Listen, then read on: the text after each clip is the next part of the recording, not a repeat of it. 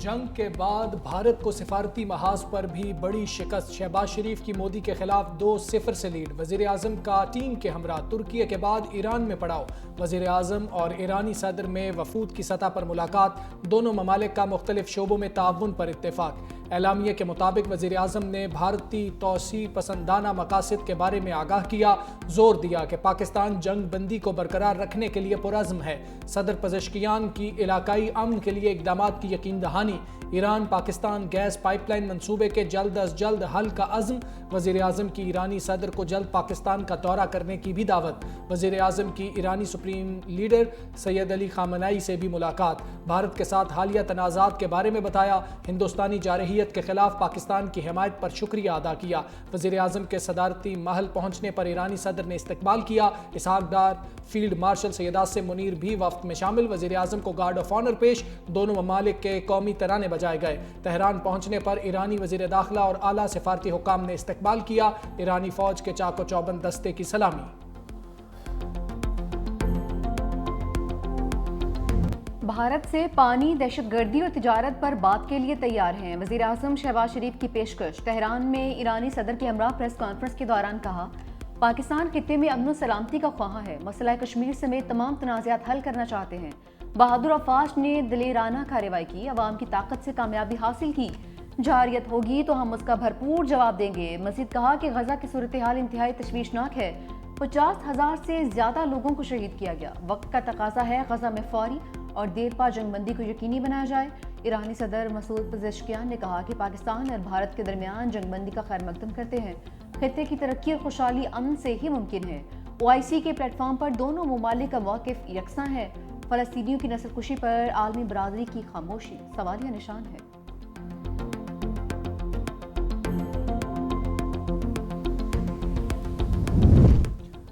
تمام جماعتوں نے فوج کا ساتھ دیا، پاکستان ہے تو سیاست ہے، صدر آصف زرداری کا پیغام، کہا پاک بھارت کشیدگی میں پیپلز پارٹی سمیت تمام سیاسی جماعتیں افواج کے شانہ بشانہ کھڑی ہوئیں اور بھارت کو منہ کی کھانا پڑی، پیپلز پارٹی نے ہمیشہ ملک اور جمہوریت کی خاطر قربانیاں دیں، بلاول بھٹو عوامی مینڈیٹ سے ملک کے اگلے نوجوان وزیر اعظم ہوں گے، صدر مملکت سے گورنر پنجاب کی قیادت میں پیپلز پارٹی اٹک کے وفد کی ملاقات، وفد نے صدر آصف زرداری کو اٹک کے دورے کی بھی دعوت دی۔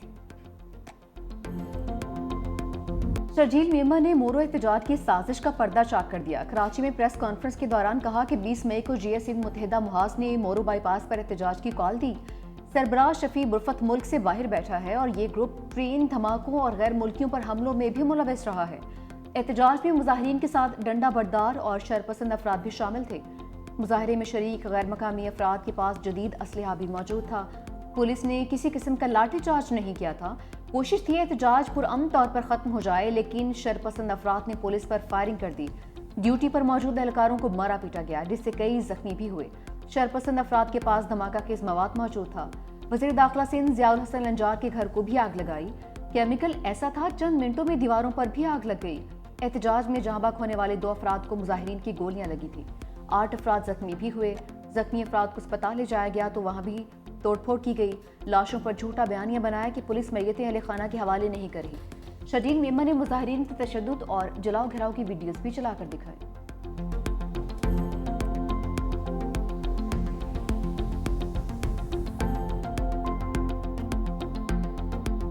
خضدار اسکول بس حملے میں ملوث دہشت گرد گرفت میں آ گیا، فتنہ الہندوستان BLA کا تخریب کار کراچی سے گرفتار، CTD اور حساس اداروں نے زکریا اسماعیل عرف ذوالفقار کو ہزارہ گوٹ سے حراست میں لیا، سیٹلائٹ فون، پستول، جعلی افغان شناختی کارڈ اور نقدی برآمد، دہشت گرد براہ راست بھارتی ہینڈلر سے رابطے میں تھا، خضدار دھماکے سے 29 منٹ پہلے BLA کے فیلڈ کمانڈر حامد داؤد سے رابطہ کیا، اسکول بس دھماکے سے چند گھنٹے قبل بھارتی نمبر پر 3 منٹ 41 سیکنڈ طویل کال کی، گرفتار دہشت گرد نے 2023 میں محمد رزاق ولد عبداللہ کے نام سے بھارتی ویزا حاصل کیا، دبئی سے دہلی پہنچا جہاں را کے بلوچستان ڈیسک نے IED فیوزنگ کورس کرایا۔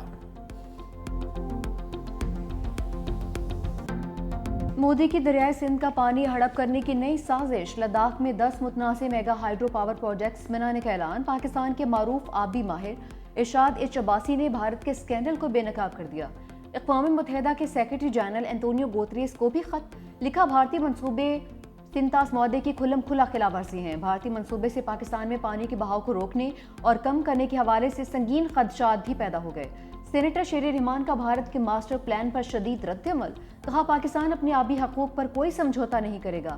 بھارت کا دریائے سندھ کا پانی روکنا سنتاس معاہدے کی خلاف ورزی اور عالمی قوانین کی پامالی ہے۔ اپنی دریاؤں کے تحفظ کے لیے ہر حد تک جائیں گے۔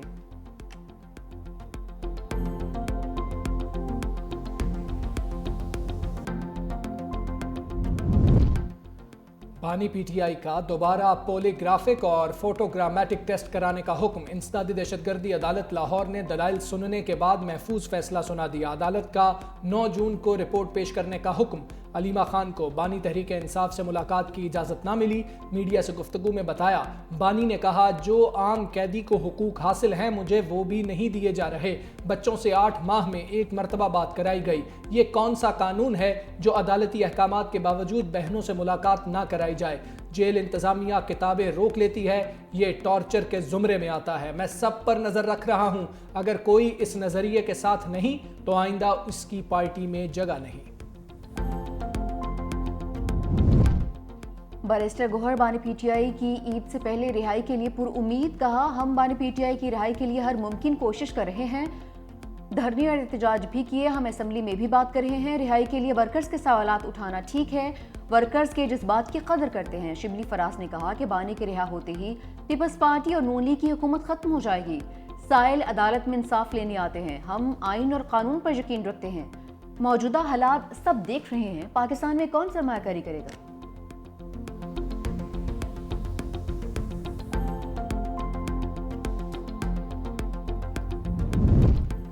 زیادہ سختی نہ کریں، ساس بھی کبھی بہو تھی، جسٹس ہاشم کاکڑ کے دلچسپ ریمارکس۔ 9 مئی جناح ہاؤس حملہ کیس کے ملزم کی ضمانت منظور۔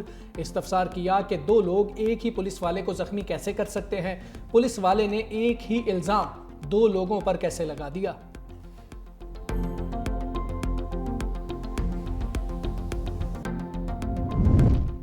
سنی اتحاد کونسل مخصوص سیٹوں کی حقدار نہیں، جسٹس جمال خان مندوخیل کے ریمارکس۔ سپریم کورٹ کے آئینی بینچ میں مخصوص سیٹوں کے کیس کی سماعت۔ جسٹس مسرت ہلالی نے استفسار کیا کہ کیا سنی اتحاد کونسل نے الیکشن میں حصہ لیا؟ کیا سنی اتحاد کونسل پارلیمنٹ کا حصہ تھی؟ آزاد ارکان اس جماعت کو جوائن کرتے ہیں جو پارلیمنٹ میں موجود ہو۔ وکیل مخدوم علی خان نے دلائل دیے کہ سنی اتحاد کونسل نے عام الیکشن لڑا ہی نہیں ہے۔ جسٹس مسرت ہلالی نے کہا آزاد ارکان نے جیتی ہوئی پارٹی میں شامل ہونا تھا۔ جسٹس محمد علی مزہ نے کہا کہ عدالت نے الیکشن کمیشن کی نوٹیفیکیشن کو کالعدم قرار دیا تھا۔ مزید سماعت آج ہوگی۔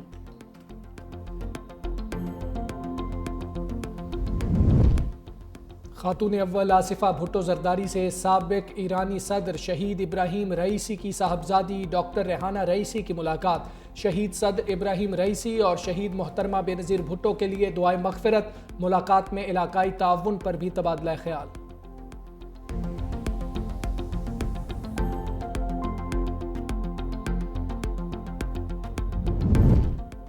وزیر اعلیٰ سندھ سید مراد علی شاہ سے وفاقی وزیر عبدالعلیم خان کی وفد کے ہمراہ ملاقات۔ M6 حیدرآباد سکھر موٹر وے، نیشنل ہائی وے، لیاری ایکسپریس وے اور M10 نیو کراچی حیدرآباد منصوبے پر تفصیلی مشاورت۔ وزیر اعلیٰ مراد علی شاہ نے کہا کہ کراچی پورٹ کو موٹر وے سے منسلک کرنے کے لیے M6 کی فوری تکمیل ضروری ہے۔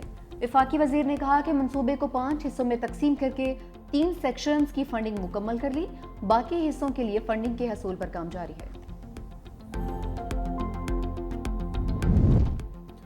حافظ نعیم کا 28 مئی یوم تکبیر کو یوم ڈاکٹر قدیر کے طور پر منانے کا اعلان۔ کہا محسن پاکستان کو یاد رکھیں گے، وہ قوم کے ماتھے کا جھومر ہیں۔ قوم نے بھارت سے جنگ کے دوران اتحاد دکھایا، ہم پروقار بن کر ابھرے، ہمارے ملک کو بے شمار چیلنجز کا سامنا ہے۔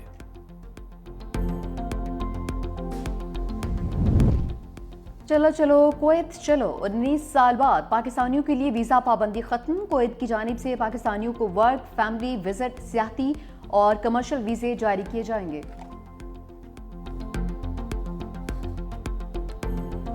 ملک بھر میں آندھی اور بارشوں کا ایک اور الرٹ۔ 27 سے 31 مئی تک بیشتر اضلاع میں آندھی، گرد آلود ہوائیں اور بارش کی پیشگوئی۔ اسلام آباد میں وقفے وقفے سے تیز ہواؤں اور بارش کا امکان۔ راولپنڈی، گجرات، جہلم، گجرانوالہ میں تیز ہواؤں کے ساتھ بارش متوقع۔ لاہور، سیالکوٹ، فیصل آباد، سرگودا اور میاں والی میں بادل برسیں گے۔ پشاور، مردان، نوشہرہ میں گرج چمک کے ساتھ بارش ہوگی۔ کوئٹہ، یوب، بارکھان، خوزدار میں آندھی کے ساتھ بارش ہوگی۔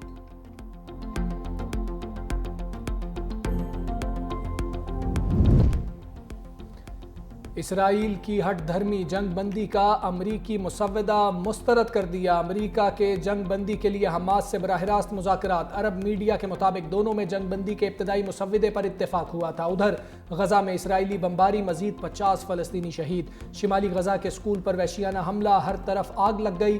معصوم فلسطینی بچی آگ کے بلند شعلوں سے نکلنے کی کوشش کرتی رہی۔ دلخراش مناظر نے ہر آنکھ اشکبار کر دی۔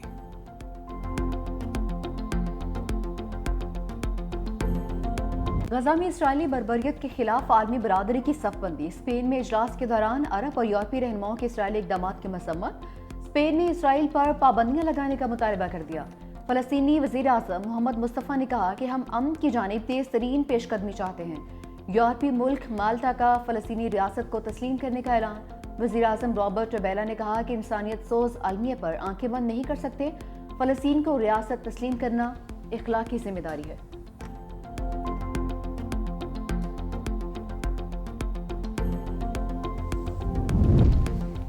یوکرین پر روسی حملہ، امریکی صدر ٹرمپ سیخ پا۔ ڈونلڈ ٹرمپ نے پیوٹن کو پاگل قرار دے دیا۔ بولے میرا پیوٹن کے ساتھ ایک اچھا تعلق رہا ہے، لیکن نہ جانے اسے کیا ہو گیا ہے، وہ پاگل ہو چکا ہے، وہ مسلسل لوگوں کو قتل کر رہا ہے۔ میں پہلے ہی کہہ چکا ہوں کہ روس صرف ایک ٹکڑے پر نہیں پورے یوکرین پر قبضہ چاہتا ہے۔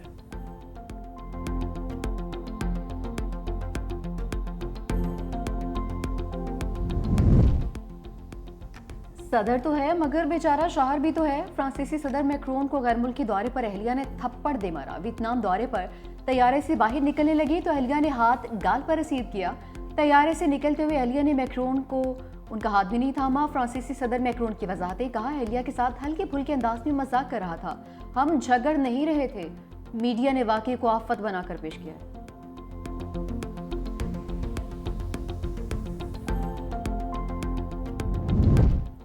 برستے بادلوں نے بھارتی شہر ممبئی کو ڈبو دیا۔ مئی میں بارشوں کا 107 سالہ ریکارڈ ٹوٹ گیا۔ نشیبی علاقے اور سڑکیں زیر آب آ گئی۔ ٹریفک کا نظام بھی درہم برہم۔ میٹرو اسٹیشن میں پانی داخل ہونے سے متعدد ٹرینیں منسوخ۔ خراب موسم کے باعث ریڈ الرٹ جاری، شہریوں کو گھروں میں رہنے کی ہدایت۔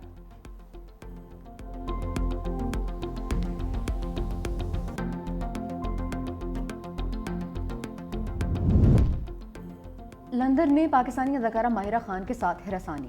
اداکار ہمایوں سعید کے ساتھ فلم لو کرو کی پروموشن میں شرکت۔ ہجوم کا فائدہ اٹھا کر سیکیورٹی گارڈ نے ماہرہ خان کو ہراساں کیا۔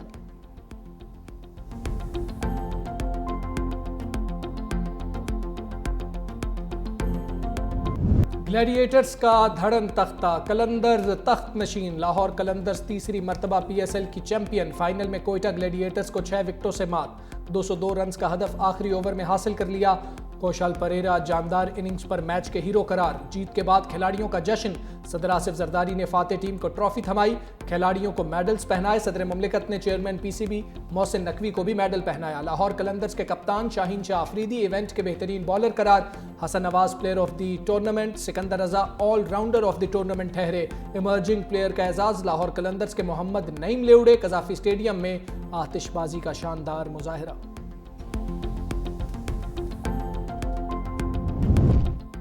پی ایس ایل 10 کی ٹیم آف دی ٹورنامنٹ کا اعلان۔ شاہین آفریدی ٹیم کے کپتان مقرر۔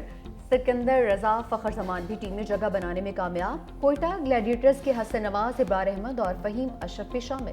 کراچی کنگز کے ڈیوڈ وارنر، جیمز ونس اور حسن علی بھی ٹیم کا حصہ۔ اسلام آباد یونائیٹڈ کے صاحبزادہ فرحان اور پشاور زلمی کے فاسٹ بولر علی رضا بھی ٹیم کا حصہ۔